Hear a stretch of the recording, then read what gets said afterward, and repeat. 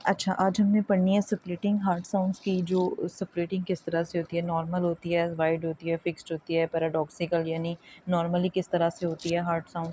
Heart sounds हमारे पास क्या होती हैं, हमने उस दिन पढ़ा था कि हार्ट साउंड्स हमारे पास दो जो है वो नॉर्मल होती है, S1 और S2। S1 जो है वो सिस्टली जब कॉन्ट्रैक्शन होती है उस टाइम पे सुनाई देती है, और डायस्टली के दौरान हमें जो है वो S2 सुनाई देती है। ये फिजियोलॉजिकल है, ये बिल्कुल नॉर्मल है, ये हमें इस तरह से सुनाई देंगी। जब S3 और S4 हमें सुनाई देती है तो उस टाइम पे हमारे पास हार्ट में कोई एबनॉर्मेलिटी होती है, ठीक है। अब S1 हमें कब सुनाई देती है, S1 हमें तब सुनाई देती है जब हमारे पास माइट्रल वाल्व और ट्राइकस्पिड वाल्व जो हैं वो बंद होते हैं ना, उस टाइम पे हमें सुनाई देती है। और लाउडेस्ट हमें कहाँ पे सुनाई देती है, माइट्रल एरिया पे, फिफ्थ इंटरकोस्टल स्पेस पे, ठीक है। और S2 जो है वो हमें तब सुनाई देती है जब हमारे पास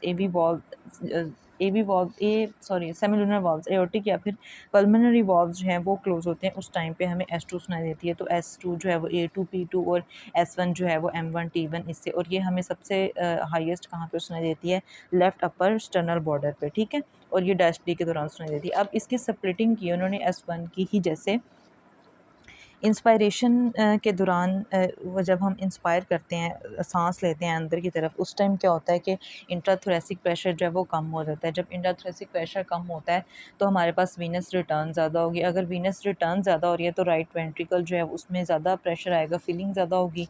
फीलिंग ज़्यादा होगी तो राइट वेंट्रिकल में स्ट्रोक वॉल्यूम भी ज़्यादा होगा। अगर स्ट्रोक वॉल्यूम ज़्यादा है तो हमारे पास राइट वेंट्रिकुलर जो है वो इजेक्शन टाइम भी ज़्यादा हो जाता है। इससे क्या होता है कि हमारे पास delayed closure of the pulmonic valve, जो पल्मोनिक वॉल्व है ना वो लेट बंद होता है। हमारे पास हमने अभी ये देखा कि हार्ट साउंड में A2 और P2 ये नॉर्मल डिले आता है उसके अंदर। डिक्रीज़ इन पल्मोनरी इम्पिडेंस जो है वो कम हो जाएगी। क्यों कम हो जाएगी, क्योंकि हमारे पास पल्मोनरी सर्कुलेशन जो है वो ज़्यादा हुई है।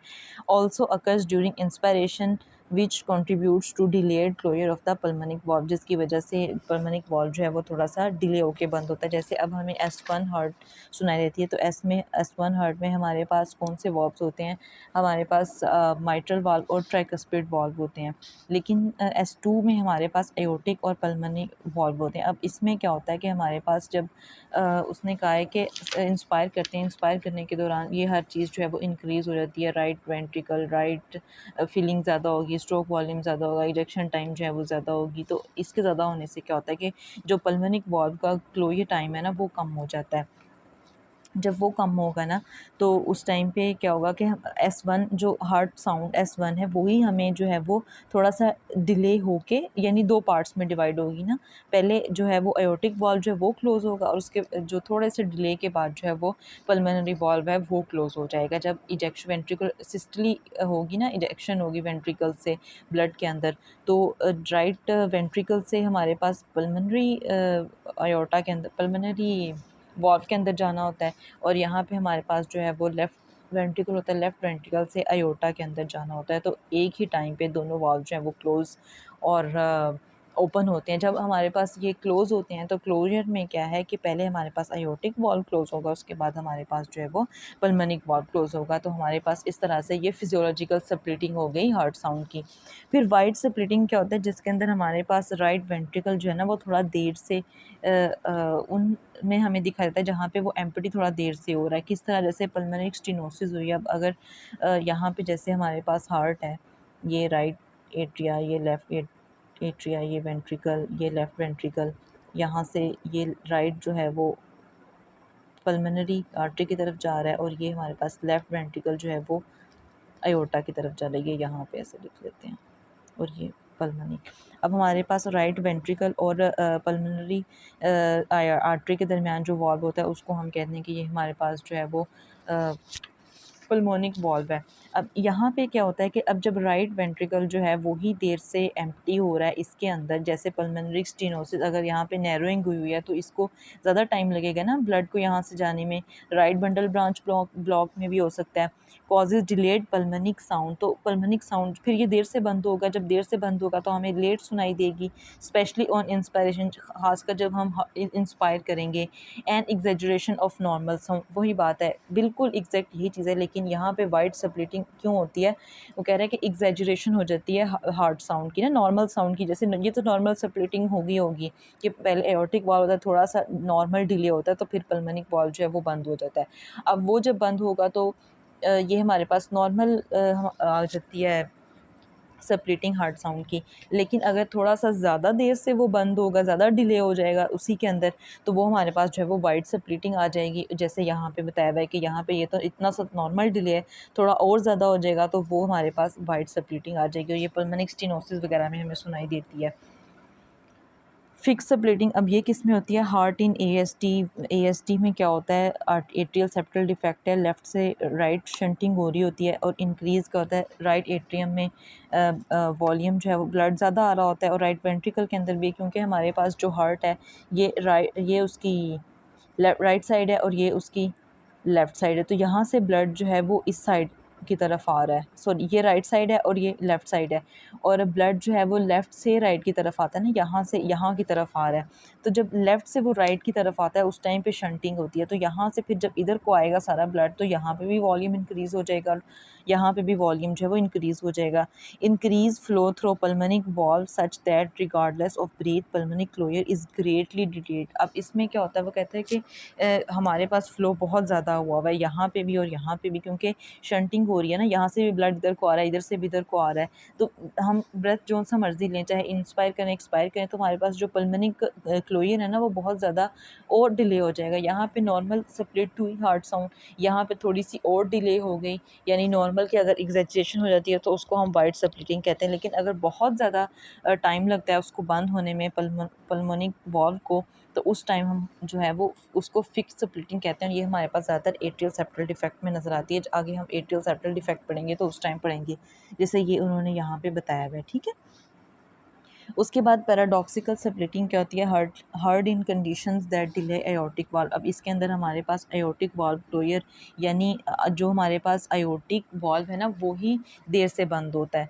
पहले हमारे पास यहाँ पे तो पल्मोनिक आया था, अब लेकिन पैराडॉक्सिकल में हमारे पास जो है वो पहले पल्मोनिक बंद हो जाएगा और उसके इतनी देर बाद जो है वो एयोर्टिक वाल्व जो है वो क्लोज होगा। क्यों होगा? क्योंकि स्टेनोसिस अगर हुई हो या फिर लेफ्ट बंडल ब्रांच ब्लॉक हो या फिर normal order of valve closure is reversed. हाँ, अगर नॉर्मल ऑर्डर है वही रिवर्स हो जाए, क्योंकि पहले हमारे पास आयोटिक होता है फिर पल्मोनिक होता है, तो अगर इसको रिवर्स कर दें तो पहले हमारे पास पल्मोनिक हो जाएगा, बाद में आयोटिक हो जाएगा। So that P2 sound occurs before delayed A2। तो हमारे पास जो पल्मोनिक साउंड है ना वो हमें डिलेड A2 से पहले ही सुनाई देगी। Therefore on inspiration P2 closes later and moves closer to A2, thereby paradoxically eliminating the split usually heard in expiration। ज़्यादातर हमें ये एक्सपायर करते हुए सुनाई देती है और इसमें वो कह रहा है कि जो हमारे पास पल्मोनिक वाल्व है वो देर से बंद होगा और इतनी वो पहले भी वो देर से ही बंद हो रहा है, लेकिन वो इतनी देर से बंद होता है कि वो उस टाइम पे एयोर्टिक वाल्व भी है वो भी बंद उसी टाइम पे होता है, क्योंकि एयोर्टिक वाल्व इसके अंदर पहले से लेट बंद हो रहा है इस वजह से। तो ये हमारे पास स्प्लिटिंग नॉर्मल हार्ट साउंड की स्प्लिटिंग है कि किस तरह से होती है। पहले हमारे पास जो है वो एयोर्टिक वाल्व क्लोज होता है और फिर थोड़ा सा डिले होके पल्मोनिक वाल्व होता है, तो हमें फर्स्ट हार्ट साउंड जो है वो सुनाई देती है S1, ठीक है।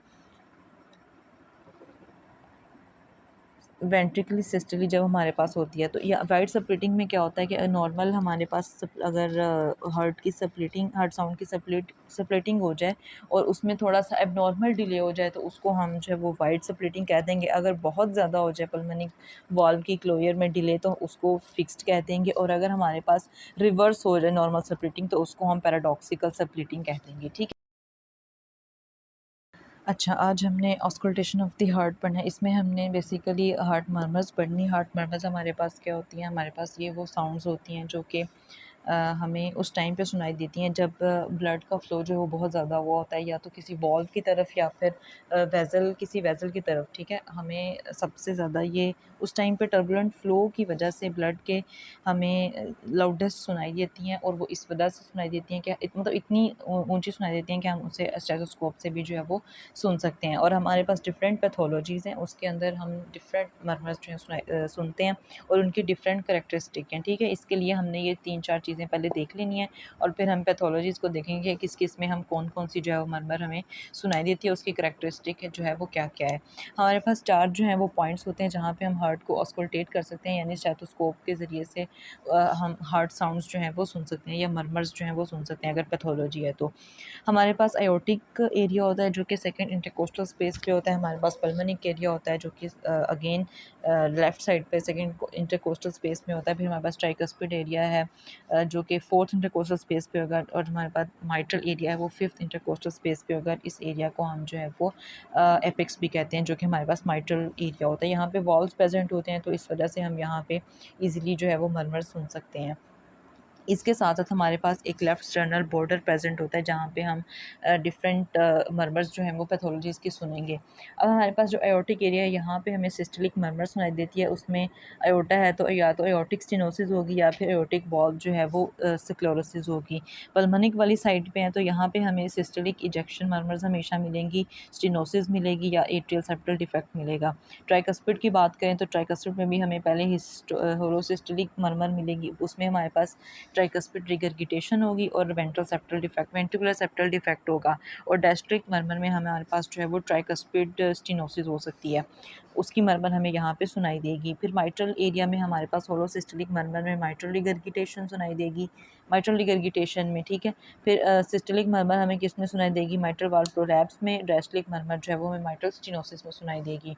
लेफ़्ट साइड पे हमें लेफ़्ट स्टर्नल बॉर्डर पे यहाँ पे हमें उसके पल्मोनरी एरिया के बिल्कुल थोड़ा सा नीचे ही यहाँ जहाँ से स्टर्नल जो है वो स्टर्नम स्टार्ट हो रही होती है बिल्कुल वहाँ पे हमें जो है वो डायस्टलिक मरमर सुनाई देगी। किस किस की, आयोटिक रिगरगिटेशन की, पल्मोनिक रिगरगिटेशन की और सिस्टलिक मरमर जो है वो हमें हाइपरट्रोफिक कार्डियोमायोपैथी की सुनाई देगी।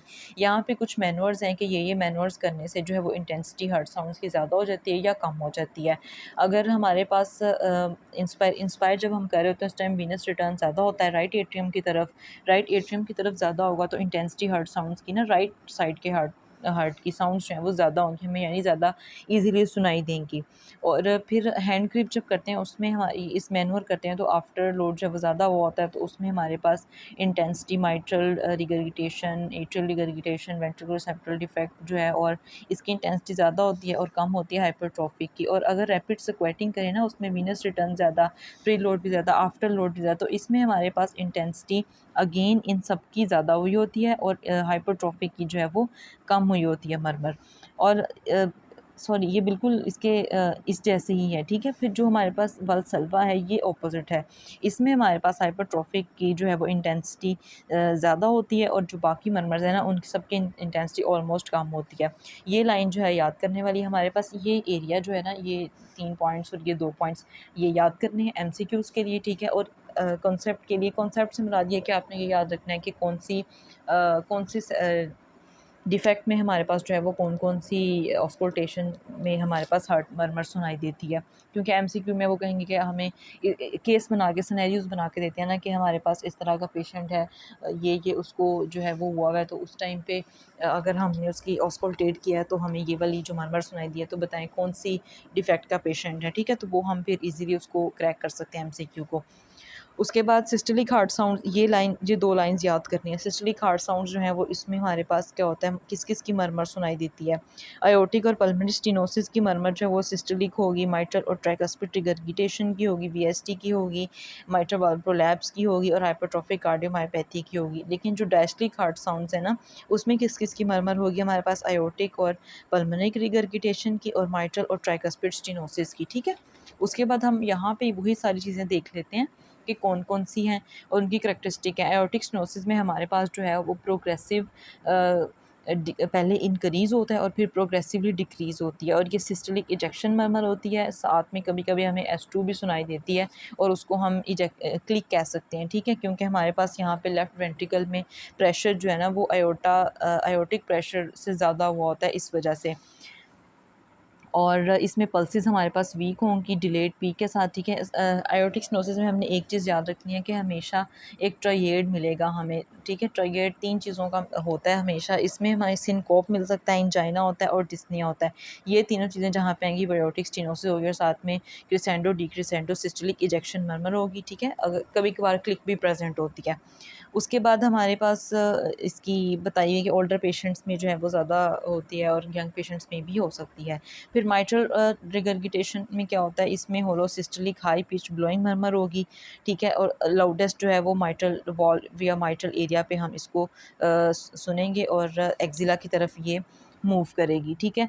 बाकी इसकी कुछ रीजंस ये सारी लिखी हुई, ये हमने पहले ही कर ली हुई थी कि माइट्रल वाल्व स्टेनोसिस में क्या क्या होता है, आर्टरिक स्टेनोसिस में क्या क्या होता है, माइट्रल वाल्व प्रोलैप्स में क्या क्या होता है, वो उसके लिए आप वो वाली वीडियो जो है वो एक दफ़ा देख सकते हैं। और फिर वो ठीक है, यहाँ पे हम सिर्फ मर्मर्स को डिस्कस कर रहे हैं। माइट्रल ट्राइकस्पिड जो रिगर्गिटेशन है वो भी हमें लाउडेस्ट जो है वो ट्राइकस्पिड एरिया पे ही सुनाई देगी। और माइट्रल वाल्व प्रोलैप्स में हमारे पास क्या है, लेट सिस्टलिक क्रिसेंडो मर्मर होती है विद मिड सिस्टलिक क्लिक। इसका क्या मतलब है, इसका ये मतलब है कि हमारे पास सिस्टलिक जब हो रही होती है ना कॉन्ट्रैक्शन से बिल्कुल उससे थोड़ा सा पहले, यानी लेट सिस्टलिक लास्ट पे, तो उस टाइम पे हमें प्रोग्रेसिवली इंक्रीजिंग साउंड सुनाई देती है। और मिड सिस्टलिक जब दरमियान में जो सिस्टल होता है ना, उस टाइम पे S1 और S2 के दरमियान में हमें एक क्लिक सुनाई देता है। तो इसको हम कहेंगे कि ये हमारे पास लेट सिस्टलिक क्रिसेंडो मर्मर है विद मिड सिस्टलिक क्लिक, ठीक है। और ये ज़्यादातर कॉर्डेट टेंडनिंग की वजह से होता है, क्योंकि वो टेंस में बहुत ज़्यादा वहाँ पे लाउडेस्ट हमें सुनाई देती है, S2 से बिल्कुल पहले सुनाई देगी। और इसके अलावा फिर वेंट्रिकुलर सेप्टल डिफेक्ट है, उसमें भी सिस्टलिक मर्मर होलो सिस्टलिक होगी, हार्ड साउंड होगी और हमें ट्राइकस्पिड एरिया पे सुनाई देगी, ठीक है। वेंट्रिकुलर सेप्टल डिफेक्ट ये हमने यहाँ पे, ये सिर्फ ये वाली चीज़ें 4-5 पॉइंट्स याद कर लो और ये 2 लाइंस याद कर लें तो आपका ये मर्मर्स का सारा हो जाएगा क्लियर। उसके बाद ASD में हमें मिड सिस्टोलिक मर्मर मिलती है पल्मोनिक एरिया पे, ये यहाँ पे, ठीक है। एयोटिक रिगर्गिटेशन में एयोटिक रिगर्गिटेशन जो है वो high pitched blowing early diastolic decrescendo murmur होती है, ठीक है। माइट्रल स्टेनोसिस जो है वो क्या होगी, माइट्रल स्टेनोसिस में हमारे पास जो है वो ये follows opening snap after rapid opening due to फियन एट। अच्छा, इसमें हमारे पास जो है वो delayed mid to late diastolic murmur होती है, यहाँ पे डिलेड हुई हुई है, ठीक है। Mid to late diastolic murmur यानी यहाँ से लेके यहाँ तक जाएगी और दरमियान में इंक्रीज़ होती जाएगी, कभी डिक्रीज़ होगी। और ओपनिंग स्नैप यानी यहाँ पे S2 अभी बिल्कुल ख़त्म होगी तो फ़ौरन से जो है वो हमारे पास ओपनिंग स्नैप स्टार्ट होगा। ओपनिंग स्नैप क्या है कि हमारे लीफलेट के अंदर मोशन जो है ना, यानी लीफलेट जब मूव करते हैं डायस्टली के अंदर, उस टाइम पे उसमें एब्रप्ट चेंजेस आएंगे उस वजह से। और फिर उसके बाद पेटेंट डक्टस आर्टेरियोसिस है, पेटेंट डक्टस आर्टेरियोसिस में continuous machine like murmurs present होती हैं, ठीक है। पल्मोनरी स्टेनोसिस में हमारे पास मिड सिस्टोलिक मर्मर प्रेजेंट है, पल्मोनरी रिगर्गिटेशन में हमारे पास अर्ली डायस्टलिक मर्मर है और ये हमें पल्मोनिक एरिया पे सुनाई देती है और ये भी हमें पल्मोनिक एरिया पे ही सुनाई देती है।